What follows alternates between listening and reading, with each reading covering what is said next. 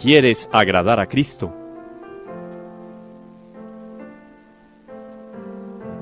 Sumérgete en María.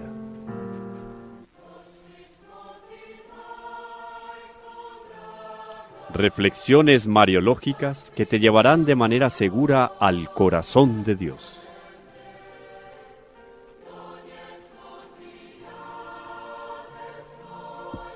María, la hija predilecta del Padre.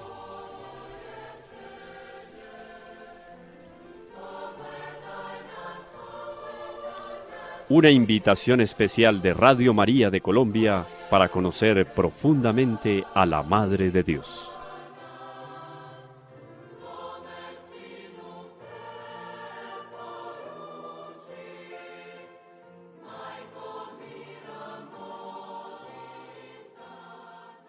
Un saludo muy especial para todos nuestros radio, tele, internauta escuchas de Radio María. Nos encontramos una vez más aquí en María, la hija predilecta del Padre. Estamos haciendo un trabajo muy especial, un trabajo muy arriesgado, diría Ramón en otras circunstancias.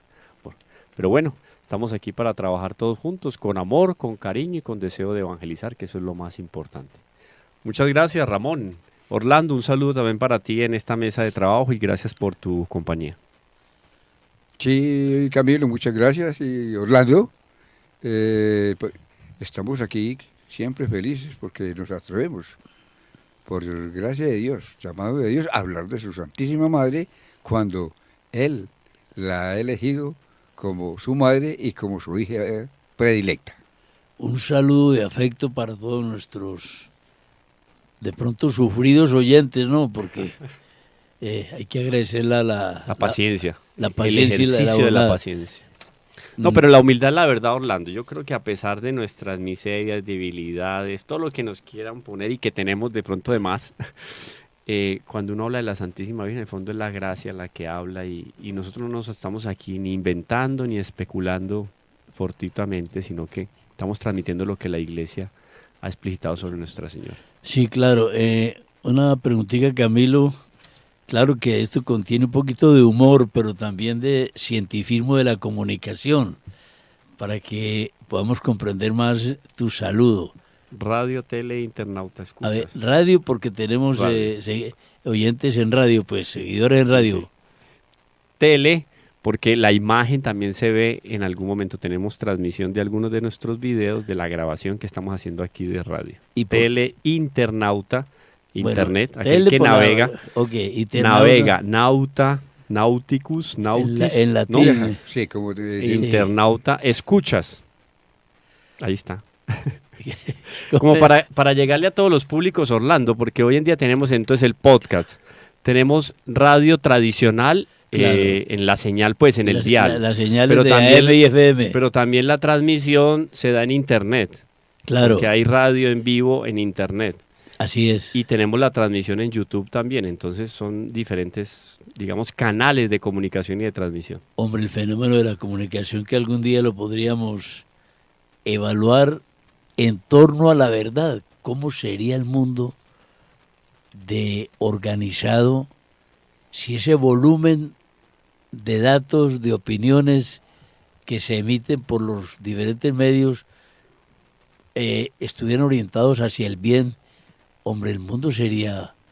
También valorar qué posibilidad de apostolado hay enorme para trabajar en los medios de comunicación, y a veces se le dejan los micrófonos y las cámaras a aquellos que son no solo menos amigos, sino enemigos y contrarios a la verdad, claro, a la evangelización. Entonces es un llamado también para nosotros, católicos, llamados a hacer evangelización desde los medios de comunicación. Algo que la Iglesia siempre ha estimulado.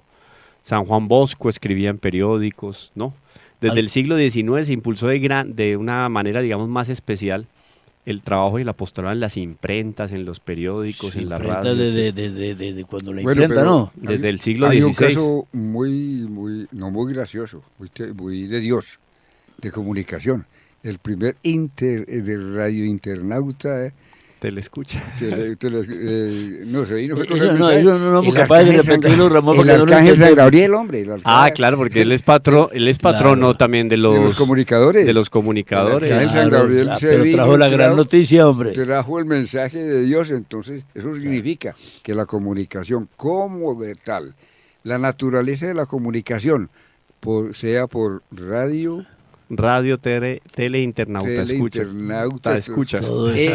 ser escuchas, ese viene de Dios, Sí. para que el hombre haga uso de las facultades que Dios le da en términos de la necesidad de los mensajes. Y de difundir Lo la que palabra. pasa es difundir una la cosa, palabra, sí. Pero lo que pasa, aunque no es el tema del programa, pero Estamos en un preámbulo, estamos calentando motores. estas cositas también salpican de verdad los diferentes programas, y es esto, me vea.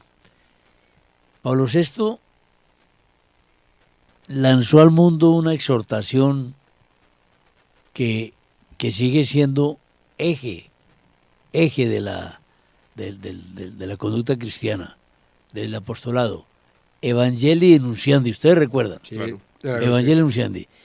Y en el capítulo de pronto 14, bueno, no soy exacto en eso, dice lo siguiente, una frasecita, un pensamiento que no hemos dimensionado nosotros los católicos. La Iglesia se sentirá culpable ante Dios si no usa los modernos medios de comunicación. Estamos hablando de 1968, Camilo. Sí, estamos hablando del año 1975. Ah. 8 de diciembre de 1975. Ahí fue cuando la Evangelii Nunciandi. Perfecto, en el 68 fue la Humana Vitae. Sí. En el 75 fue 75. la Evangelii Nunciandi, que, hombre, es una condensación magistral de la obligación de La cualquier obligación bautizado. moral, existencial, Así es. ontológica, si se puede entrar Sí, en el ser Sí, Pues perfectamente. claro, del claro. individuo Sí. creado por Dios, de anunciar a su creador y anunciarse el mismo como efecto del creador. Claro. ¿Qué anuncia el creador?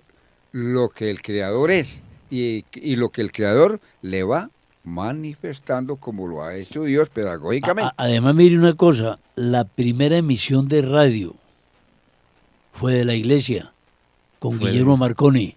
Sí, así es, tal cual. La inauguración del Cristo Corcovado en En Río Brasil. de Janeiro también la inauguró el Papa desde Italia a través de un mensaje radiofónico, y por vía radiofónica encendió las luces del Cristo Corcovado. Mire, O sea, mire. la iglesia siempre ha utilizado esos Sí, medios, sí. esos medios de apostolado. Entonces, no es que sea El gracia. medio de apostolado, mire este tan pintoresco que en estos Sí, días, exactamente. dando una conferencia sobre apologética, sobre la resurrección de nuestro Señor, sobre el quinto evangelio, la sábana santa, mire cómo utilizó Dios los medios de comunicación. La primera en verificar que el sepulcro estaba vacío fue una mujer, la encargada de llevar la noticia, Pero claro. la propaganda de boca en boca. Es un medio de comunicación. Sí, Medio de es un comunicación. Eficazísimo, por más que hoy existen redes sociales, no sé qué. No, La promoción de boca en boca es impresionante, tiene Es una indudable. fuerza impresionante. Y esta reflexión que estamos haciendo no queda en vano, porque perfectamente se puede tejer con el trabajo que veníamos haciendo en nuestro programa anterior, donde empezamos a esbozar todo un panorama sobre lo que significa el lugar teológico de la Mariología.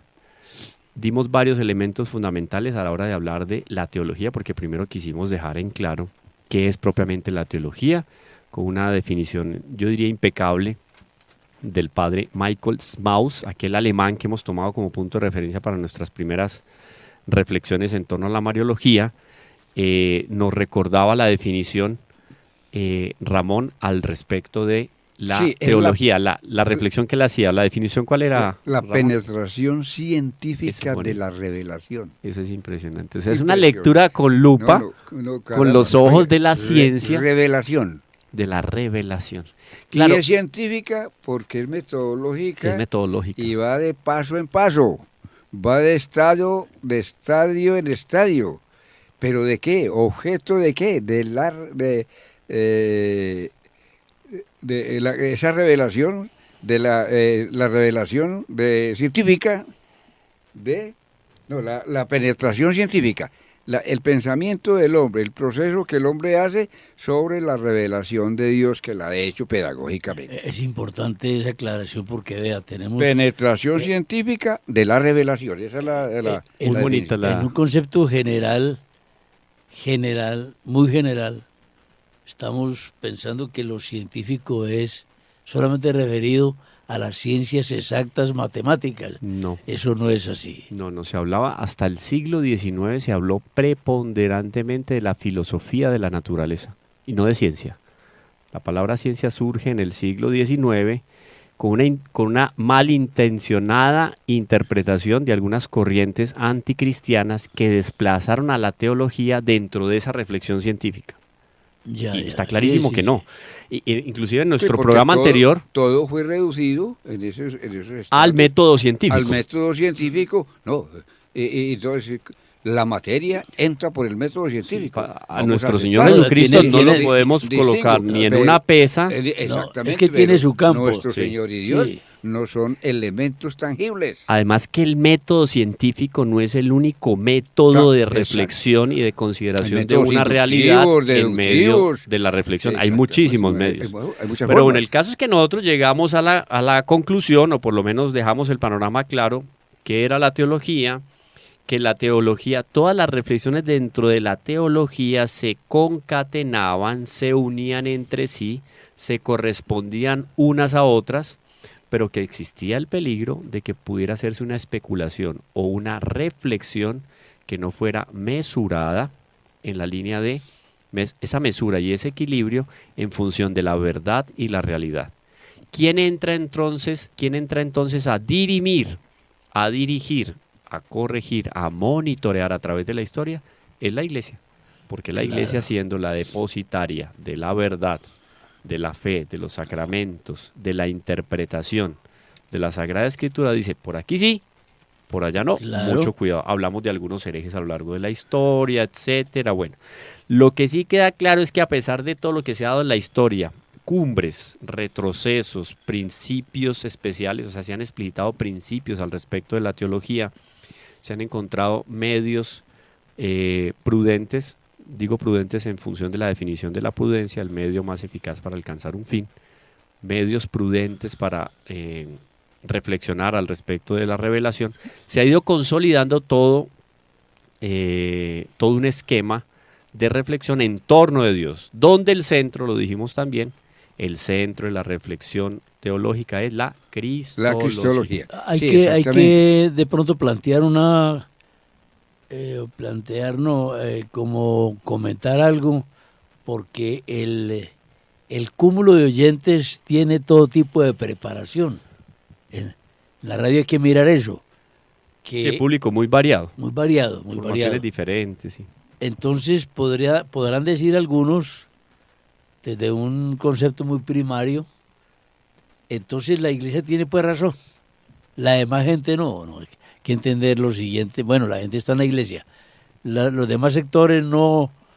O sea, los no creyentes podrían estar siempre o deberían estar siempre alejados de la verdad. Es que hay que entender una cosa, y de allí, si no se parte de esa realidad, vamos a ir de tumbo en tumbo. ¿La Iglesia es manejada por humanos? Sí. ¿Es pensada por humanos? No. Eso hay que entenderlo de esta manera. Porque nos quedamos en la Iglesia, la idea de Iglesia como una institución. Es una institución religiosa, sí, pero no vamos más allá. La reflexión eclesiológica. Es que si apartar la revelación, a ver, si apartamos el fundador de la Iglesia, que no fue un señor, un hombre cualquiera, uno del común, que fuera una notaría, voy a inscribir una institución que se va a llamar Iglesia Católica y vamos a empezar con 12 socios. No, esto no, este orden jurídico no corresponde a la Iglesia. La Iglesia la fundó un señor que es Dios. Sí, nada más y nada menos, ¿no? Y se acabó. Naturaleza humana, naturaleza divina y persona divina. De ahí entonces que la institución fundada por nuestro Señor Jesucristo tiene el poder como, y otra reflexión que hay que hacer ahí, es hablar del cuerpo místico de Cristo. Indudablemente. Es la Iglesia. Esposa de Cristo, la esposa de Cristo, cuerpo místico de Cristo. Que es la Iglesia. O sea, ya no vamos, digamos, a otro Exactamente. estadio, a otro nivel completamente diferente. Entonces es ella la que puede dirimir, obviamente, en función de esa sobrenaturalidad de su origen, de la dirección también, de la inerrancia propia, Sobre todo la inerrancia, la hombre, porque, inerrancia y la claro. infalibilidad pontificia. Ah, que la manejan humanos, sí, sí, sí, sí, Pero- pero es inerrante. Pero también qué interesante, por ejemplo, que nuestros radio, tele, internauta escuchas se den una pasada por la Suma Teológica y se den cuenta que hay muchos pie de página que Santo Tomás de Aquino utiliza donde se refiere a el filósofo. Y el filósofo decía, y el filósofo dijo, y según el filósofo, Así es. pues el filósofo es nada más y nada menos que un pagano, Aristóteles. Antes de Cristo, este hombre se levanta y en función de una serie de reflexiones meramente naturales de un pagano, logra penetrar en unas realidades metafísicas impresionantes. ¿Qué hace Santo Tomás? No desprecia ni denigra, ni se muestra intolerante delante de esas reflexiones, sino que toma lo que hay de valioso ahí Las cristianiza, Camilo. y las cristianiza o las bautiza. Sí, sí, sí. Entonces, todo hombre está en la capacidad, y ya lo sabemos por el mismo Santo Tomás de Aquino, que por un ejercicio mesurado, equilibrado y prudente de la inteligencia va a encontrar por lo menos 5 vías del conocimiento de Dios. Esto sin el auxilio de la gracia. Sí, las pruebas Es un de la ejercicio- existencia de Dios. Es un ejercicio Sí, que natural. sí. Pero Natural, un natural. ejercicio natural. Una cosita clara, ampliación de ampliación. La iglesia, pueblo de Dios, dice el autor, es el pueblo de Dios en el Nuevo Testamento.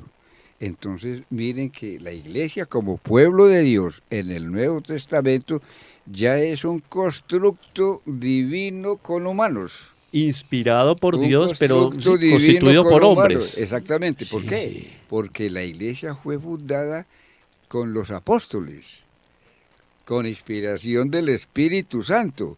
Luego, los apóstoles, en ese llamado del Espíritu Santo, se convierten en los vehículos, en los medios, en los elementos que Dios ha utilizado para seguir comunicando su revelación. O sea, la revelación de Dios que tiene un propósito, que ese propósito es la vida, pero la vida de la resurrección. Es que ese es La el- vida de la gracia, y la la vida vida de la sobrenatural. gracia. Entonces mire el camino que hay que recorrer, y lo recorre la iglesia, repetimos, por ser constructo, fundación de Cristo en humanos con gracia de Dios. Claro, entonces en la iglesia se transmite esa verdad, se ilumina a los hombres también en función de lo que tiene que ser esa hermenéutica y esa exégesis de la revelación, y surgen todas las maravillas que han surgido a partir de la doctrina que está, digamos, explícita en todo el desarrollo de la teología a lo largo del tiempo. Hay una El cosita- hombre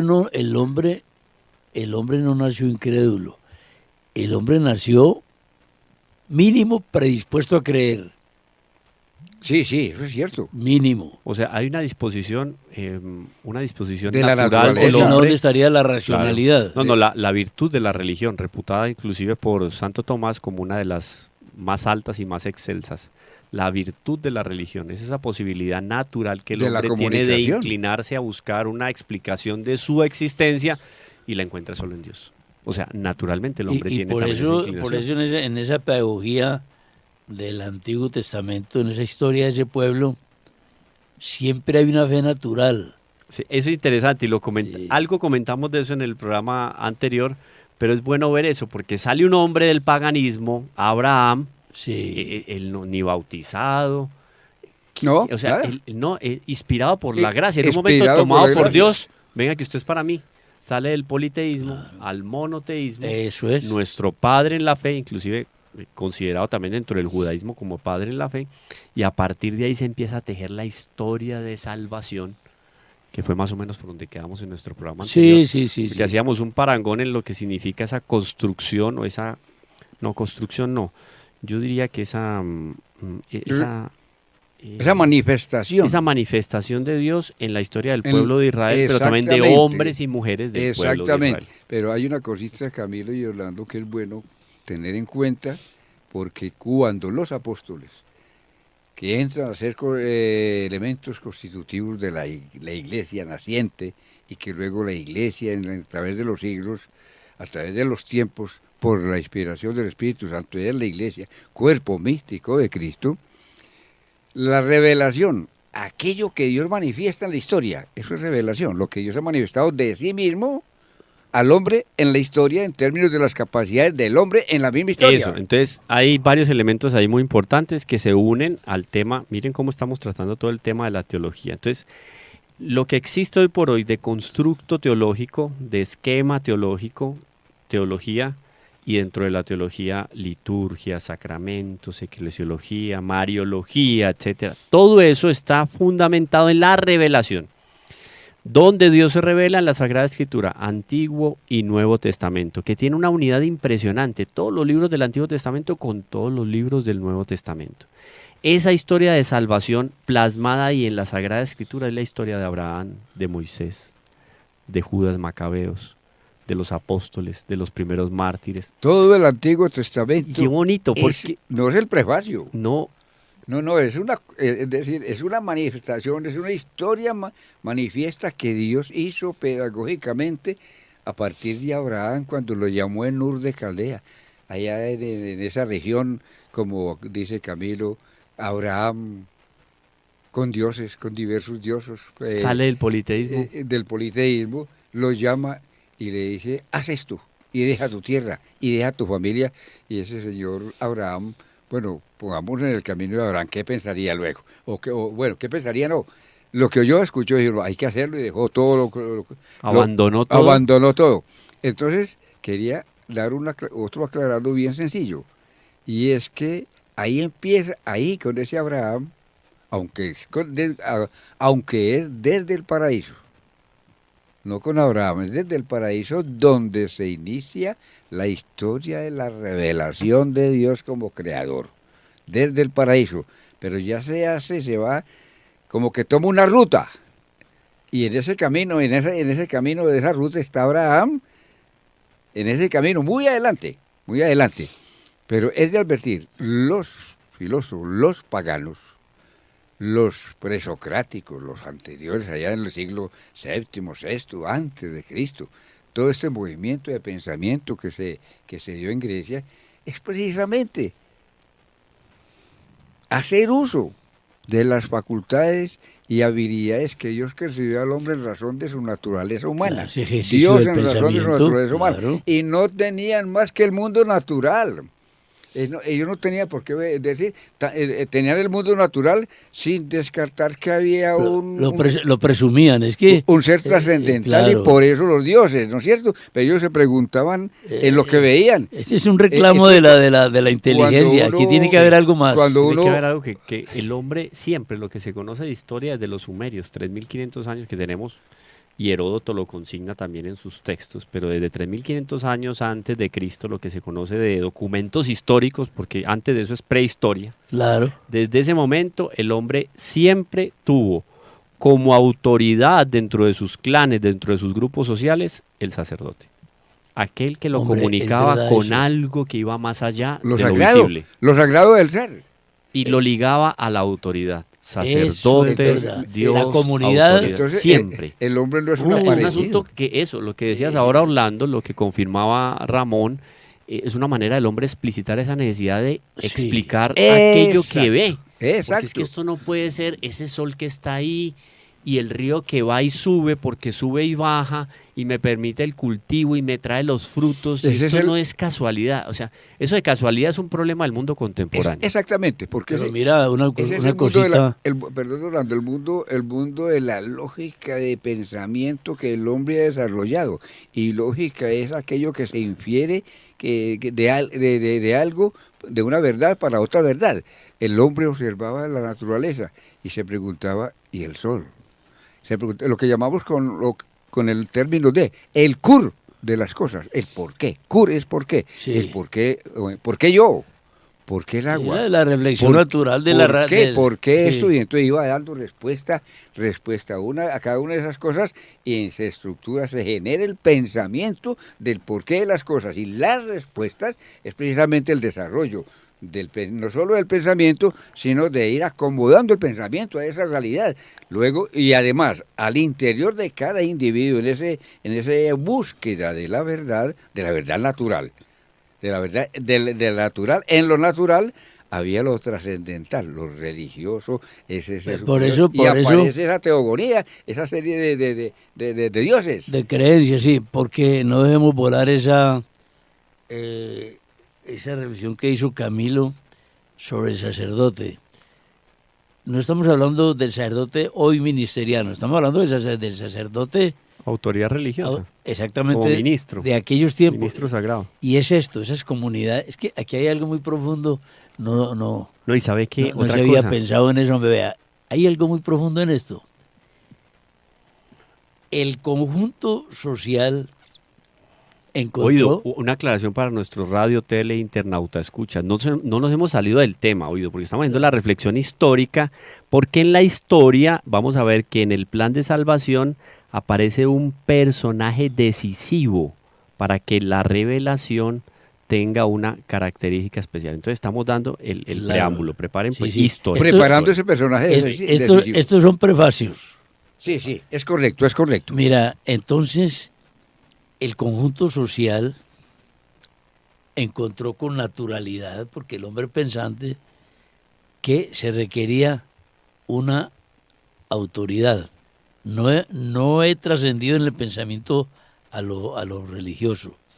Una autoridad que organizara la disciplina social, natural. Pero es que aquí cuando se escoge una persona con calidad de sacerdotal de entonces, pues, con dirigente religioso, que quién sabe cómo lo escogerían, es porque el hombre encuentra y necesita quien lo conecte con una divinidad. Por eso el sacerdocio en el Antiguo Testamento. No la autoridad del pueblo. No. El que conectara de alguna manera a un creador con esa sociedad primitiva. O sea que es importante que ese descubrimiento que pues estoy pensando que no sea un descubrimiento del hombre de por sí, una ley como positiva, sino que el hombre encontró que necesitaba un puente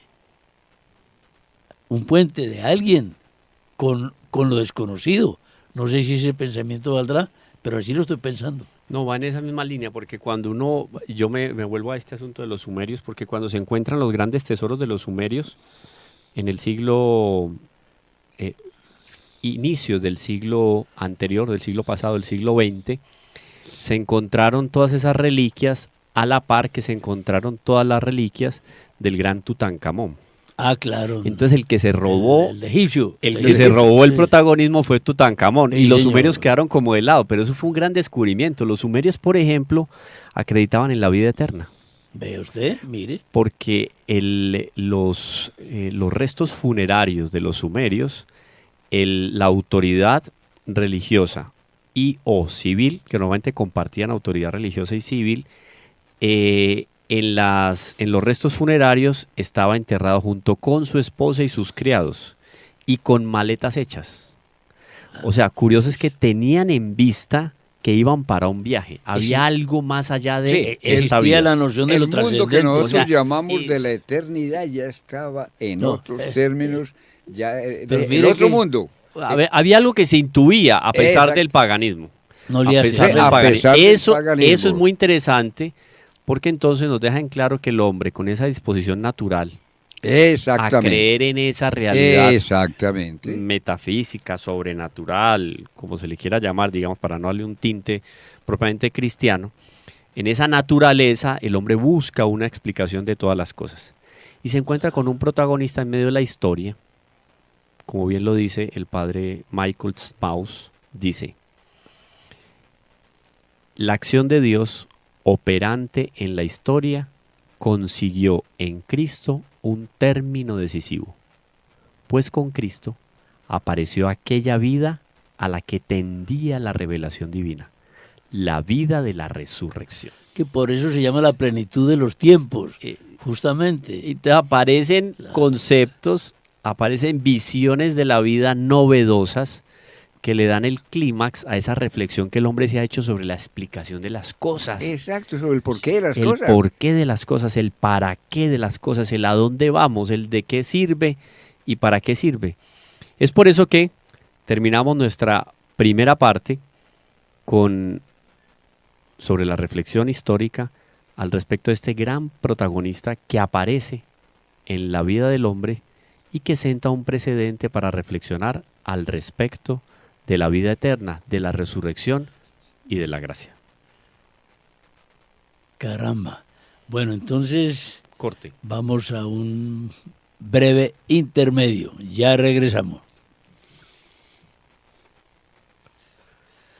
Bueno, una vez más nos encontramos aquí en esta mesa de reflexión. Hicimos un paseo histórico, nos fuimos al año 4000. Bueno, se dice que los sumerios Muchos llegaron años, a muchos la años Mesopotamia antes más o de menos en el Cristo. año 5000 ¿Cómo antes de no? Cristo. Y a la cultura egipcia, con Tutankamen, con todos estos personajes. Ramsés II, cuando la época del ¿Dónde, Éxodo. dónde podríamos en la geografía de hoy ubicar a los sumerios? Los sumerios, entre los ríos Tigris y Éufrates. ¿Sí? Muy particular porque dependiendo del nacimiento del río Éufrates o el Tigris, se daban unas características especiales en las llanuras que bañaban los ríos. Entonces, cada una de las civilizaciones que se estableció en una u otra orilla se desarrolló de una manera diferente. Porque claro, se inundaban o no los cultivos. Por inundarse los cultivos empezaron a crear canales de riego.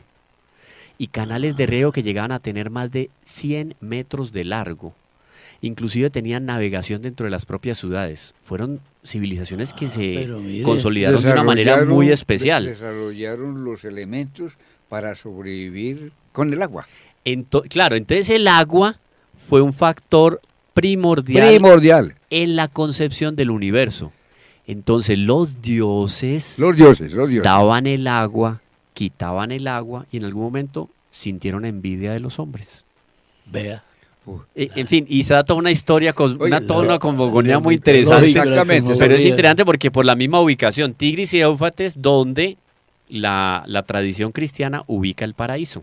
Exactamente. Bañado por dos ríos, por dos Tigris, ríos, el Tigris y el Éufrates. Caramba. Y la otra interesante. cultura de Egipto por el río Nilo. que también se Qué desarrolla cosa ahí la tan cultura. tremendo, como que parodió, imitó o conoció, porque se desarrollan en formas muy no paralelas, pero formas con elementos muy parecidos. Pero cuando el Nilo se crecía, dejaba un limo fértil en las orillas y eso propiciaba el cultivo. El cultivo. Con el Tigris y el Éufrates no era así, arrasaba. Entonces por eso a ellos les tocó construir diques para poder parar el crecimiento. Eso les ayuda a desarrollar ¿qué? La arquitectura. La arquitectura, No, es muy los Qué números. interesante. El sistema hexagesimal. Eso viene de que lo tenemos nosotros. de Deme árabes. media docena de huevos. Sí. 6 huevos. Deme una docena de huevos. 12 huevos. 6, 12, 18, 24, Claro. etcétera. Múltiplos de 6 porque ellos contaban, los internautas, telescuchas no están viendo, pero ellos contaban con las falanges. Entonces era 1, 2, 3, 4, 5, 6. Con las falanges. 8, 9, 10, 11, 12. ¿Por qué contaban apenas 12? Miren, si ustedes se miran la mano, pongan la mano enfrente de sí. ¿No? Ponen la mano enfrente de sí, van a ver que las falanges se dividen en 3 espacios en cada dedo, ¿cierto? Así es. Si yo con el dedo, ¿cómo se llama este dedo? Índice. El dedo. El dedo pulgar. El pulgarcito. Si yo con el pulgar voy a contar, me voy al primer dedo. 1, 2, 3, 4, 5, 6, 7, 8, 9, tiene su 10, historia. 11, 12. Qué bien eso. Son 12. Por eso el 12 fue un número muy especial en la En la antigüedad. antigüedad, el símbolo. 12 apóstoles. 12 apóstoles. Eso tiene un simbolismo también, porque el hombre conocía hasta 12 el 12. estrellas. La anatomía fue como el punto de partida Fue el punto de partida. Y la mano. del conteo. Y la mano primordial para el conteo y de la las cosas. coronación de la Virgen. Interesante. 12 tribus de Israel. Oh, las 12 12 tribus estrellas de de Nuestra Israel. Señora en su corona. Bueno, Claro. entonces, todo eso es interesante. Eso lo desarrolla el hombre, entonces en función de un ejercicio natural que hace sobre las cosas. Pero eso que decías ahora, Orlando, esa necesidad que el hombre tiene de explicar el más allá y que estos sumerios, Que es necesidades. claro, se enterraban con maletas y todo, no estaban locos, o era una locura colectiva, porque todos pensaban en la Sí. misma línea. Ahora llega nuestro Señor Jesucristo como protagonista y como término decisivo en la historia, y aparecen acontecimientos que son primordiales ya para la reflexión sobrenatural: la resurrección, la salvación, la vida eterna, la gracia, los sacramentos. Entonces ya aparece una nueva visión y concepción de lo que significa la existencia del hombre. Ya nos salimos del plano natural y nos introducimos en el plano sobrenatural. Sobrenatural. Entonces, me suscita una pregunta sencillita, digámoslo sencilla. La acción de la revelación, Las preguntas de Ramón. La primera pregunta sencilla de Ramón fue la que nos llevó la primera parte del programa. Así que siga con esas preguntas sencillas, qué Ramón. sencilla Estamos de en eso. pregunta. la acción de la revelación, la acción histórica de la revelación, que la pudiéramos llamar la revelación en la historia de la salvación. O sea, ¿cómo cambia la noción del hombre? Pues la Entonces, visión del hombre. exactamente. Ese hecho de la revelación solamente lo podía hacer el Creador, Dios. Dios es el agente, Dios es el que está en acción, Dios es el que quiere ser conocido. Por eso Pero- nuestro pero- problema en la Dios- teología es Dios. Eso, Dios es el que quiere ser conocido. Entonces, el propósito de Dios, según te entendí ahora al terminar la primera parte, el propósito de Dios en esa historia de la revelación, que se haya gastado, los tiempos que haya sido, no importa el tiempo, porque en Dios no hay tiempo, es atemporal. El propósito de Dios, el objeto de que conocieran esas cosas de Dios es Cristo. Así es. Ese es el objeto de Dios, que conocieran a Cristo. Porque dando a conocer a Cristo y esa historia de Cristo, sí, es una cosa hermosa. Y hay que entenderla desde no solo desde el poder y omnipotencia de Dios, sino desde la misericordia de Dios, que sería otros capítulos por ahí. Entonces mi pregunta es sencillita. Dios no tenía más propósito sino dar a conocer a Cristo y punto. Era eso. Claro, porque cuando el Espíritu se cernía sobre las aguas, la palabra de Dios, hágase la luz se hizo. O sea, de tal manera la palabra de Dios tiene fuerza que tiene la posibilidad de hacerse hombre. La palabra de Dios se hace hombre. En ese sentido es más didáctico decir la palabra que el verbo. El verbo tiene una profundidad teológica más amplia, pero decir la palabra de Dios se hizo carne, de ahí ese punto decisivo o esa La palabra inflexión. es sustantivo. Sí, ahí está la clave también, sí, por la profundidad, ¿no? Pues, También. en Cristo En Cristo. es un sustantivo. ¿Cómo es que era? Ah, no, pero eso no tiene nada que ver, no, eso lo comento después, me salgo del tema. Me salgo del tema. Pero el caso es que, claro, la palabra manifiesta y explícita en la boca y en la pluma de Isaías, de Ezequiel, de Jeremías, del mismo Moisés, etcétera, tal. Esa palabra toma una perspectiva totalmente diferente en el Nuevo Testamento. Y ahí es donde San Juan dice, y la palabra de Dios. Y la palabra era Por Dios. De ahí eso- el prólogo El de prólogo Juan de tan San Juan. fuertecito. Vea, eso es tan real que aunque a destiempo, vamos a decirlo, pero cabe, es esto. Por eso en la Eucaristía, la única realidad no es la eucarística, es la palabra. Es una presencia real Claro. de Jesucristo. La palabra, Por supuesto, porque la palabra es Cristo. Por Él. Y la palabra es Cristo.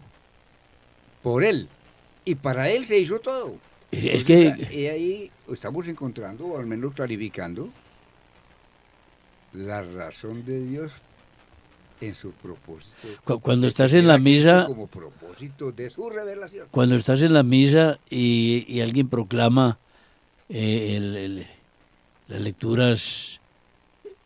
las lecturas, uno tendría que pensar que es una presencia real. La palabra es una presencia real. Cuerpos. Ah, la proclamación de la palabra. Es que la palabra de Dios no es es que no es algo No es un etéreo. informe, no es un anuncio, no es una construcción. Aún más diría, Atención, no es aún una más, construcción lingüística. además yo diría, no es una abstracción, no, es una realidad. Siempre es importante como pensar en esto y trascender lo sensible a lo espiritual En fin. y a esa realidad. ¿Cuál es la realidad? De que la palabra es Cristo. Claro, claro. Eso no... Sí, de ahí la categoría, eso lo conversábamos en estos días, la categoría de la celebración litúrgica en la iglesia. No es lo mismo yo leer un libro de meditaciones de cualquier filósofo oriental a yo leer un libro de la Sagrada Escritura. Porque es escrito por Dios, inspirado por Dios, o sea, respetó las características naturales de Pablo, Pedro, de los evangelistas, todo lo que usted quiera, respetando, escribe Dios, es una carta de amor de Dios a los hombres donde se revela, se descubre, se da a conocer. Y el auge de esa revelación llega con la encarnación. Por eso es que la reflexión teológica gira en torno de la cristología. Claro, la revelación, sí, pero entonces la revelación tiene como centro que Cristo. ¿Por qué Cristo? Porque Cristo es la palabra de Dios hecha carne. O sea, yo puedo coger todas las letras de la Sagrada Escritura, digamos en el sentido material de la figura, reunirlas, no es lo mismo que tener a nuestro Señor Jesucristo. O sea, hay unas diferencias amplias y profundas, no entramos ahorita en el caso propiamente a hacerlas, pero de lo que escribió Isaías a lo que proclama nuestro Señor, hombre, guardadas las infinitas proporciones.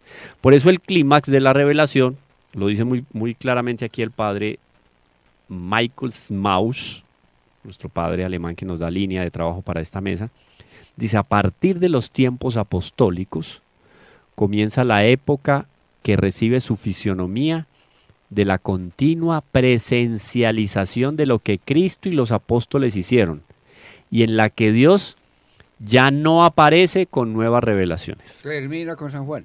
Y es muy bonito eso. Y continúa, la función de la presencialización la realiza el pueblo de Dios en el Nuevo Testamento, la iglesia, y la lleva a cabo a todo lo largo de la historia.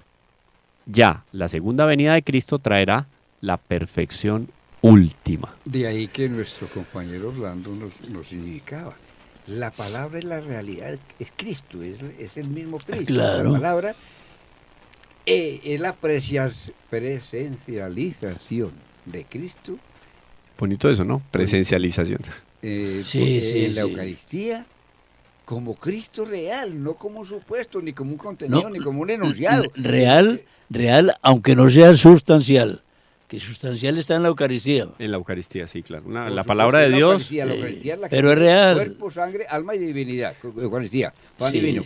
Pero la palabra está significando ese Cristo, ese verbo que se encarnó. Luego entra también la palabra en la sustancialidad. Por eso el que proclama la palabra de Dios, las epístolas, todo aquello, laico sí, pero se debe estar interiormente en estado de gracia. Debe procurar una compenetración de lo que va a hacer. Porque cuando se dice palabra de Dios, no es mero acto protocolario. No. Es palabra de Dios. Pensar en esto, perdónenme la expresión, como que lo lleva uno a decir, en tantos lugares, en tantos tiempos, en las Eucaristías, qué mal hemos hecho las cosas, sí. Qué indignidad. Ah, por Dios. A ese Cristo, a ese Dios. Es que ese Cristo que es Dios, lo maltratamos aún en la adoración. Venga usted, señora Lea, que está ahí delantico. No, por Dios. Y por ejemplo, si yo estoy llamado a hacer alguna lectura, a proclamar la palabra de Dios, me tengo que preparar también técnicamente. Bueno, también. No puedo llegar a atropellar las letras que están bien dispuestas, ordenadamente dispuestas en un libro. Sí, sí. Tengo que saber leer, utilizar la coma, exclamar, preguntar, todas las inflexiones, eso es importantísimo. Pero no es lo único indispensable. Lo que decíamos ahora, el estado de espíritu con el cual yo estoy transmitiendo es que es la palabra de Dios. Delicadísimo. De ahí que el padre Smaus va a decir ahí, por favor, Orlando, ¿qué nos dice en ese último párrafo abajo donde habla al respecto de la acción de Dios? La acción de Dios operante históricamente realizó la historia de la salvación. Aquella historia que no la crea el hombre. Atención ahí. No Sí, la crea el no hombre, la crea el no hombre, la crea. sino que la ejecuta. La ejecuta Dios en diálogo y lucha con el hombre. Eso me parece muy bonito. Claro. Entonces, es una lucha espiritual, es un querer Dios enderezar los caminos del hombre, y eso es la historia. Entonces Dios, nuestro Dios, el Dios de Abraham, Es un insistente Dios. es un Dios que para darse a conocer, para manifestarnos lo que Él es a través de en la historia, se asocia y se asocia solo con el hombre. Ujú. Pero esa definición de historia es una visión de la historia enteramente sobrenatural.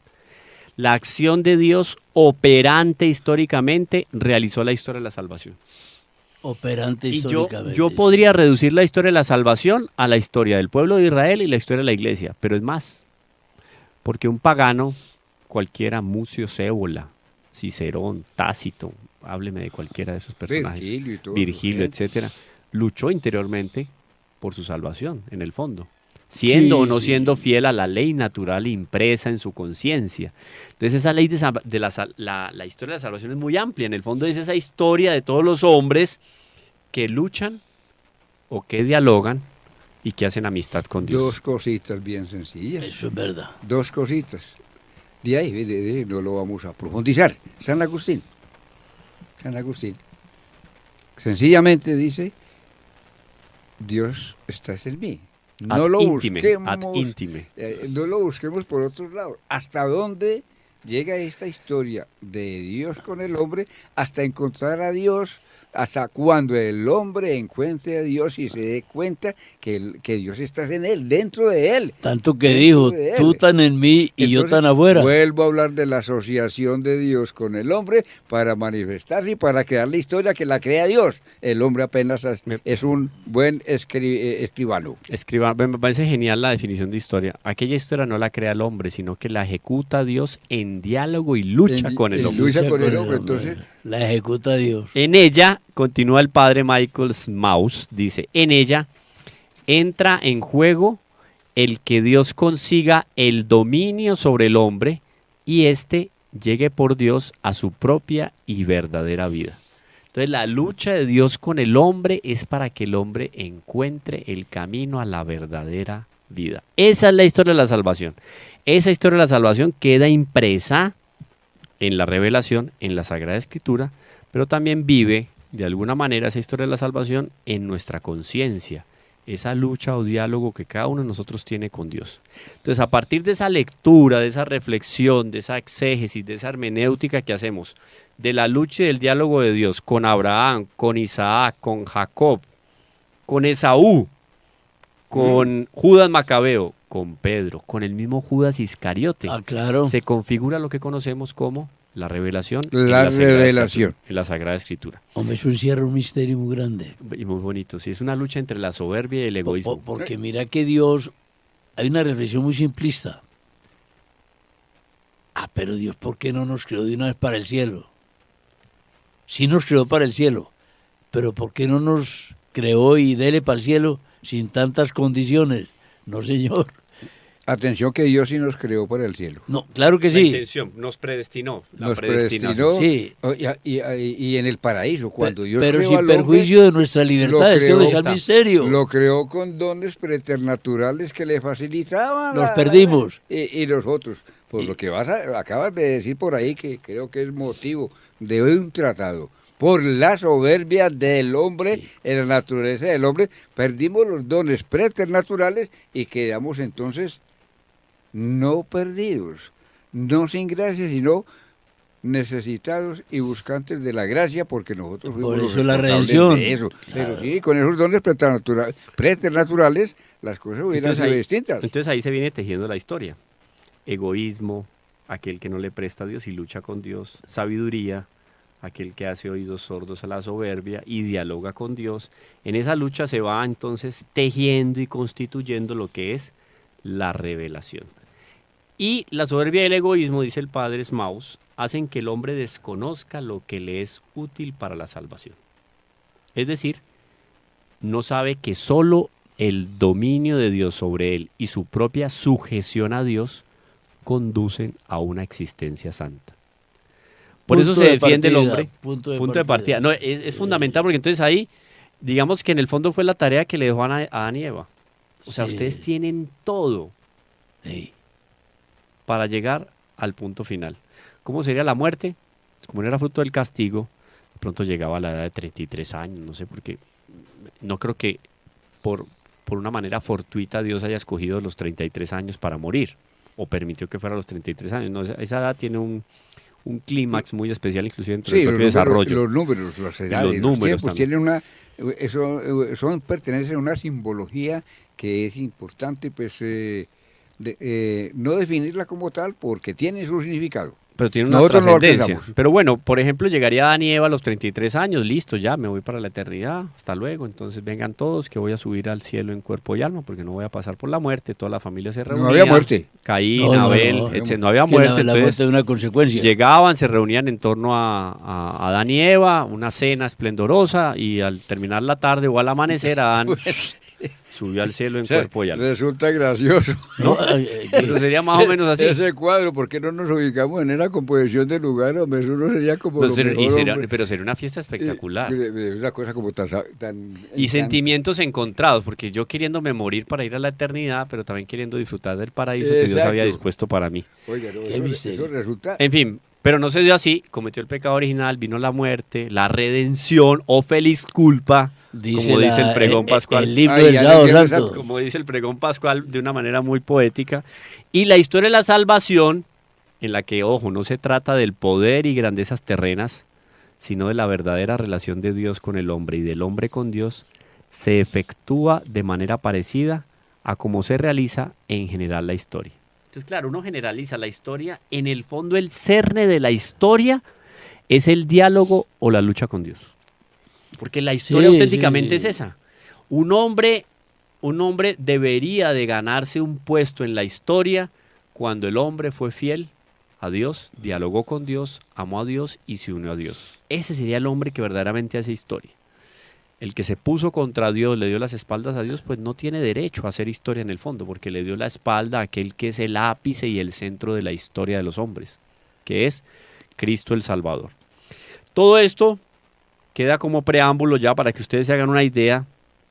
Podemos dar algunas puntadas en nuestro próximo programa porque quedan algunas reflexiones por hacer muy interesantes antes de entrar en esa nueva situación que digamos que se presenta en el mundo con ese protagonista que le da un clímax a la historia de la salvación y a la revelación, que es Cristo nuestro Señor.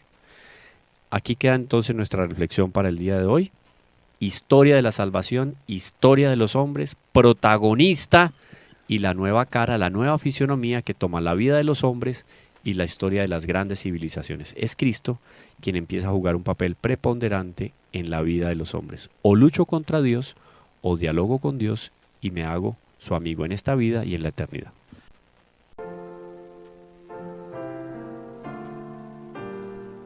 ¿Quieres agradar a Cristo?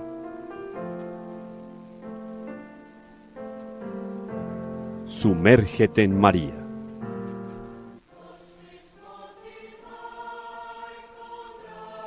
Reflexiones mariológicas que te llevarán de manera segura al corazón de Dios.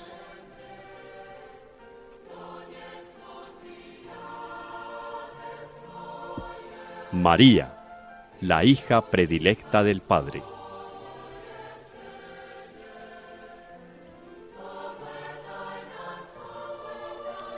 Una invitación especial de Radio María de Colombia para conocer profundamente a la Madre de Dios.